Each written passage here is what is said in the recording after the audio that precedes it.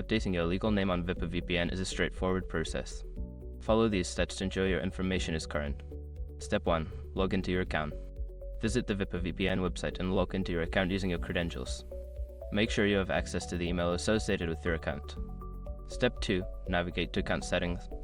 Once logged in, locate the account settings or profile section.